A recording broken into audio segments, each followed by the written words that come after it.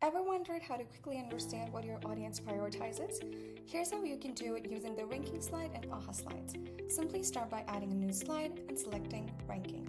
Now, on the right-hand side of your screen, go ahead and add your question. For example, what matters most when choosing a job? Next, add your options. For example, salary, work-life balance, company culture, and lastly, growth.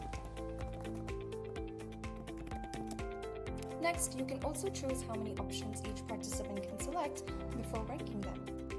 Now, when you present, your audience first will choose the options that are most relevant to them, and then simply drags to arrange them from most to least important, and then they will be able to submit their responses. In seconds, you will get a clear view of your audience priorities, making it perfect for team discussions, workshops, and training.